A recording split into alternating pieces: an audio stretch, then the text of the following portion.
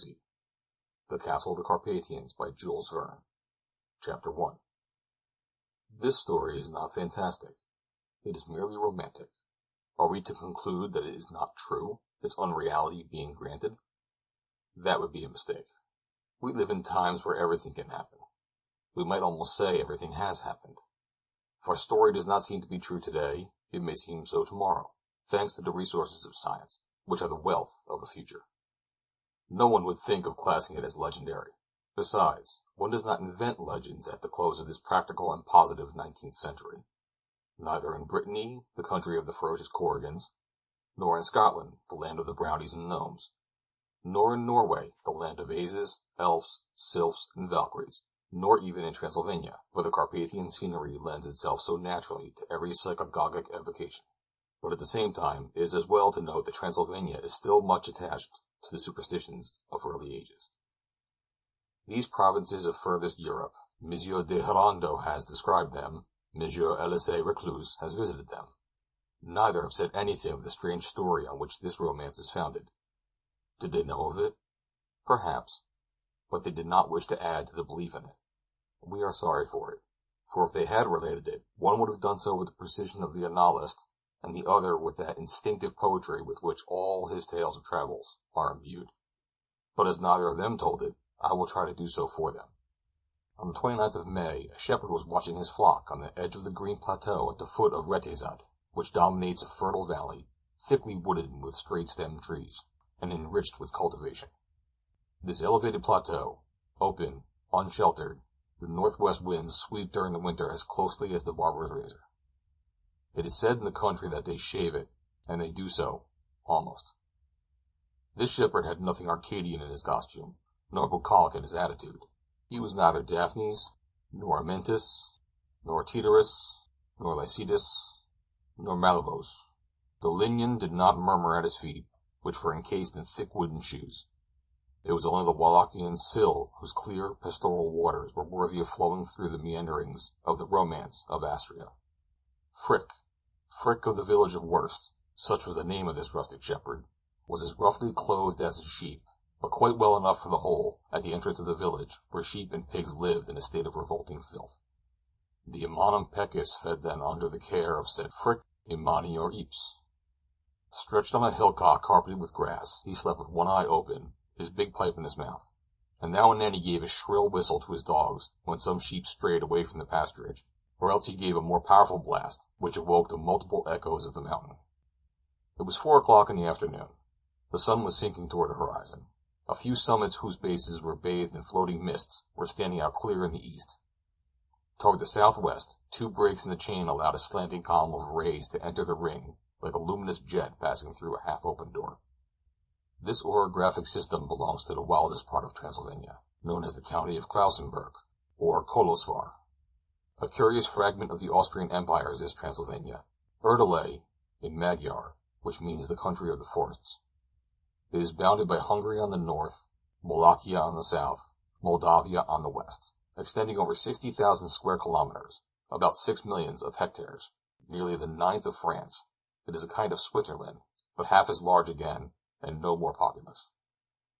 With its tablelands under cultivation, its luxuriant pasturages, its capriciously carved valleys, its frowning summits, Transylvania, streaked by the plutonic ramifications of the Carpathians, is furrowed by numerous watercourses, flowing to swell the Theiss and the superb Danube, the iron gates of which, a few miles to the south, close the defile of the Balkan chain on the frontier of Hungary and the Ottoman Empire. Such is the ancient country of Dacia, conquered by Trajan in the 1st century of the Christian era. The independence it enjoyed under Jean Zapoli and his successors up to 1699 ended with Leopold I, who annexed it to Austria. But such was its political constitution that it remained the common abode of the races which elbow each other but never mingle. Wallachians or Rumans, Hungarians, Tsiganes, Zeklers of Moldavia origin, and also Saxons, whose time and circumstances will end by Magyarizing to the advantage of Transylvanian unity. To which of these types did the shepherd Frick belong? Was he a degenerate descendant of the ancient Dacians? He would not have found it easy to say so, to judge by his tumbled hair, his begrimed face, his bristly beard, his thick eyebrows, like 2 red-haired bushes, his bluish eyes, bluish or greenish, the humid corners of which were marked with the wrinkles of old age. He must have been 65. You would never have guessed him less. But he was big, hearty, upright under his yellowish cloak, which was not as shaggy as his chest, and a painter would not have lost the chance of sketching him when he was wearing his grass hat, a true wisp of straw, and resting on his crook as motionless as a rock. Just as the rays penetrated through the break in the west, Frick turned over. His half-closed hand he made into a telescope, as he had already made it into a speaking trumpet, to make his voice heard at a distance, and he looked through it attentively. In the clear of the horizon, a good mile away, lay a group of buildings, with their outlines much softened by the distance. This old castle occupied on an isolated shoulder of the Vulcan range the upper part of a tableland called the Orgal Plateau. In the bright light the castle stood out with the clearness displayed in stereoscopic views. But, nevertheless, the shepherd's eye must have been endowed with great power of vision to be able to make out any detail in that distant mass. Suddenly he exclaimed, as he shook his head, "Old castle, old castle, you may well stand firm on your foundation. 3 years more and you will have ceased to exist, for your beech tree has only 3 branches left." This beech tree, planted at the extremity of one of the bastions of the enclosure, stood out black against the sky, and would have been almost invisible at that distance to anyone else than Frick. The explanation of the shepherd's words, which were caused by a legend relative to the castle, we will give in due time. "Yes," he repeated, 3 branches. There were 4 yesterday, but the 4th has fallen during the night. I can only count 3 at the fork.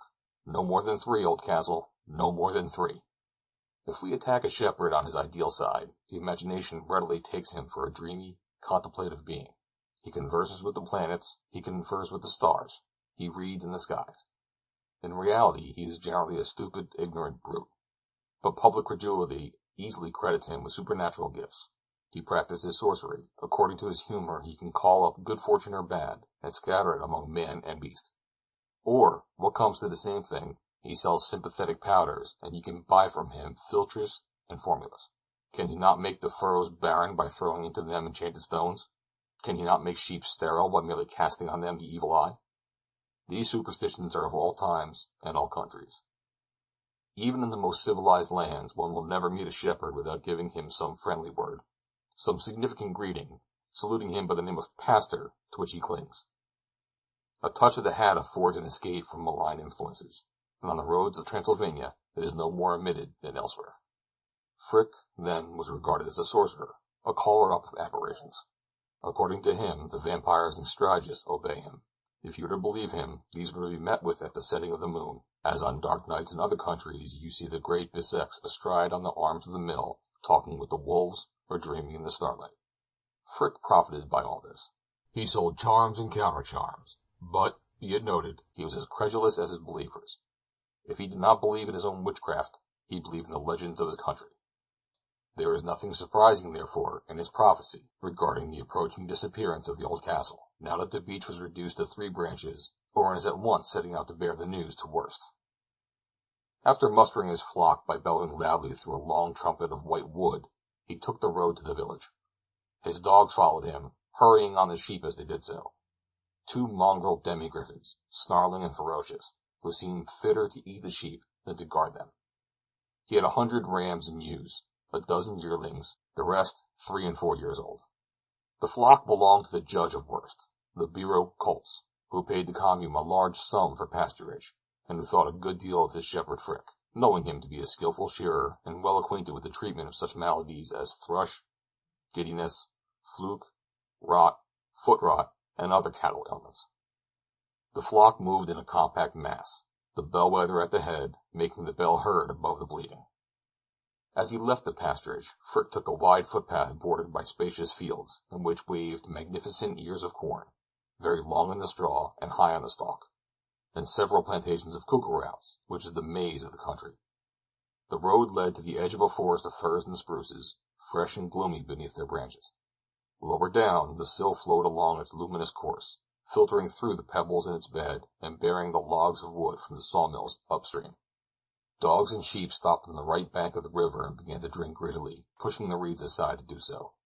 Worst was not more than 3 gunshots away, beyond a thick plantation of willows formed of well-grown trees, and not of stunted pollars which only grow bushy for a few feet above their roots. These willows stretched away up to Vulcan Hill, of which the village of the same name occupied a projection on the southern slope of the Plessut range. The fields were now deserted. It is only at nightfall that the laborers return home, and Frick as he went along had no traditional good night to exchange. When his flock had satisfied their thirst, he was about to enter the fold of the valley when a man appeared at the bend of the sill, some 50 yards downstream. "Hello, friend," said he to the shepherd. He was one of those peddlers who traveled from market to market in a district. They are to be met with in the towns and all the villages, in making themselves understood that they have no difficulty, for they speak all languages. Was this one an Italian, a Saxon, or a Wallachian?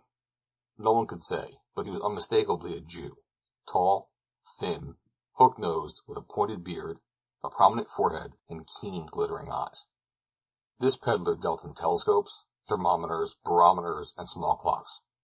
What he did not carry in the bag strongly strapped over his shoulder, he hung from his neck and his belt, so that he was quite a traveling stall.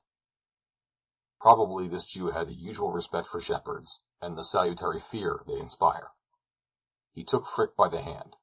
Then in the Roman language, which is a mixture of Latin and Sclave, he said with a foreign accent, "Are you getting on all right, friend?" "Yes, considering the weather," replied Frick. "Then you must be doing well today, for the weather is beautiful." "And I shall not be doing well tomorrow, for it will rain." "It will rain," said the peddler. "Then it rains without clouds in your country." "The clouds will come tonight, and from yonder, the bad side of the mountain." "How do you know that?" "By the wool of my sheep, which is harsh and dry as tanned leather. Then it will be all the worse for those who are on a long journey, and all the better for those who stay near home." "Then you have a home, shepherd?" "Have you any children?" said Frick. "No." "Are you married?" "No." And Frick asked this because in this country it is the custom to do so of those you meet. He continued, "Where do you come from, peddler?" "From Hermannstadt." Hermannstadt is one of the principal villages of Transylvania. On leaving it you find the valley of the Hungarian Sill, which flows down to the town of Petrozani. "And you are going?" "To Kolozsvár." To reach Kolozsvár you have to ascend the valley of the Maros, and then by Carlsberg, along the lower slopes of the Bihar mountains, you reach the capital of the country. It is a walk of 20 miles only. These vendors of thermometers, barometers, and cheap jewelry always seem to be a peculiar people, and somewhat Hoffmannesque in their bearing. It is part of their trade. They sell time and weather in all forms, the time which flies, the weather which is, and the weather which will be, just as other packmen sell baskets and drapery. They are commercial travelers from the house of Saturn & Co., on the sign of the Golden Shoe. And doubtless this was the effect the Jew produced on Frick, who gazed not without astonishment at this display of things which were new to him, the use of which he did not know. "I say, peddler," said he, outstretching his arm, "what is the use of all this trumpery which rattles at your belt like a lot of old bones?" "These things are valuable," said the peddler. "They are of use to everybody." "To everybody," said Frick, winking his eye. "Even the shepherds?" "Even the shepherds." "What is the use of this machine?" "This machine," answered the Jew, putting a thermometer into his hands, "will tell you if it is hot or cold." "Ah, friend, I can tell you that when I'm sweating under my tunic, or shivering under my overcoat." Evidently that was enough for a shepherd who did not trouble himself about the wherefore of science. "And this big watch with the needle?" continued he, pointing to an aneroid. "That is not a watch, but an instrument which will tell you if it will be fine tomorrow, or if it will rain." "Really?" "Really." "Good," said Frick. "I don't want that, even if it costs a kreutzer. I have only to look at the clouds trailing along the mountains or racing over the higher peaks, and I can tell you what the weather will be a day in advance. Look, do you see that mist which seems to rise from the ground? Well, I tell you it means water for tomorrow." And in fact the shepherd, who was a great observer of the weather, could do very well without a barometer. "I will not ask you if you want a clock," continued the peddler. "A clock? I have one which goes by itself and hangs over my head. That is the sun up there. Look you, friend, when it is over the peak of Ruddock, it is noon. When it looks at me across the gap of Egelt, it is 6 o'clock. My sheep know it as well as I do, and my dogs know it as well as my sheep. You can keep your clocks." "Then," said the peddler, "if my only customers were shepherds, I should have hard work to make a fortune. And so you want nothing?" "Nothing at all. Besides which, all these low-priced goods were of very poor workmanship. The barometers never agreed as to its being changeable weather or fair. The clock hands made the hours too long or the minutes too short. In fact, they were pure rubbish." The shepherd suspected this, perhaps, and did not care to become a buyer. but just as he was taking up his stick again, he caught sight of a sort of tube hanging from the peddler's strap. "And what do you do with that tube?" "That tube is not a tube." "Is it a blunderbuss?" "No," said the Jew, "it is a telescope." It was one of those common telescopes which magnify the objects 5 or 6 times, or bring them as near, which produces the same result. Frick unhooked the instrument. He looked at it, he handled it, and opened and shut it. Then he shook his head. "A telescope?" he asked. "Yes, Shepherd, and a good one, and one that will make you see a long way off. Oh, I have good eyes, my friend. When the air is clear, I can see the rocks on top of the Retiets, and the farthest trees in the Vulcan valleys." "Without winking?" "Without winking. It is the dew which makes me do that, and my sleeping from night to morning under the starlit sky. That is the sort of thing to keep your pupils clean." "What, the dew?" said the peddler. "It might perhaps make the blot—" "Not the shepherd's." "Quite so, but if you have good eyes, mine are better when I get them at the end of that telescope." "That remains to be seen." "Put yours to it now." "Mine? Try." "Will that cost me anything?" asked Frick suspiciously. "Nothing at all, unless you buy the machine." Being reassured on this point, Frick took the telescope, the tubes of which were adjusted by the peddler. Shutting his left eye as directed, he applied his right eye to the eyepiece. At first he looked towards Vulcan Hill, and then up towards Plesa. That done, he lowered the instrument and brought it to bear on the village of Verst. Ah, he said, "perhaps you are right. It does carry farther than my eyes. There is the main road. I recognize the people. There is Nick Beck, the forester, coming home with his haversack on his back and his gun over his shoulder." "I told you so," said the peddler. Yes, that really is Nick," said the shepherd. "And who was the girl who was coming out of Coltz's house, with the red petticoat and the black bodice, as if to get in front of him? Keep on looking, shepherd. You will soon recognize the girl, as you did the young man." "Ah, yes, it is Muriota, the lovely Muriota. Ah, the lovers, the lovers! This time I have got them at the end of my tube, and I shall not lose one of their little goings-on. What do you say to the telescope?" "Eh? It does make you see far." As Frick was looking through a telescope for the first time, it followed that Verst was one of the most backward villages of the country of Klausenburg, and that this was so we shall soon see. "Come, shepherd," continued the peddler, "look again. Look further than Verst. The village is too near us. Look beyond. Farther beyond, I tell you." "Shall I have to pay any more?" "No more." "Good.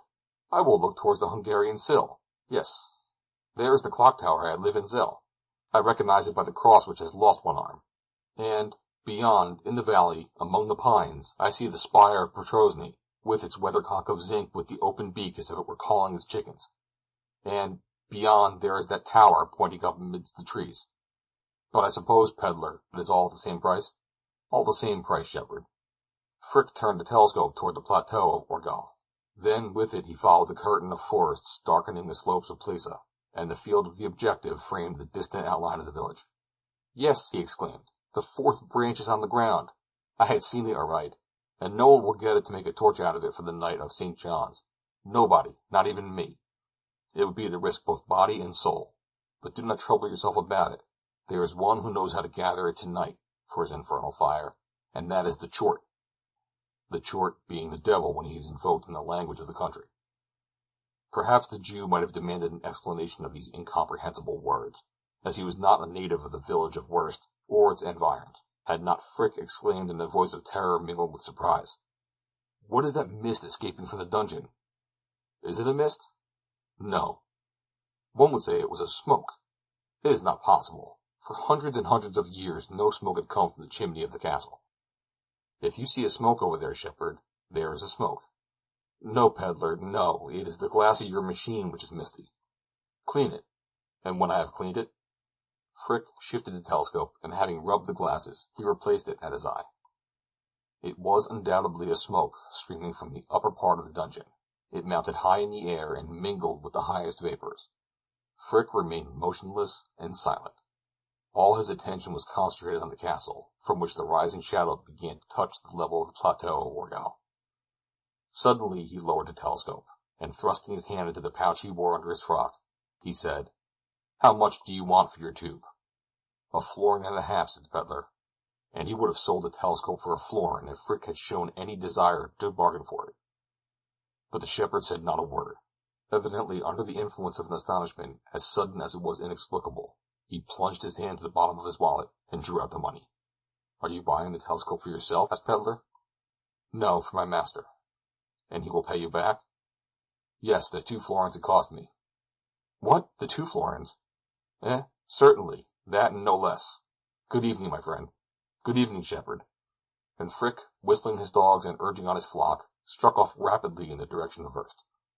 The Jew, looking at him as he went, shook his head as if he had been doing a trade with a madman. "If I had known that," he murmured, "I should have charged him more for that telescope." Then he adjusted his burden of his belt and shoulders and resumed his journey to Carlsberg along the right bank of the Sill. Where did he go? It matters little. He passed out of the story. We shall meet with him no more. End of chapter 1.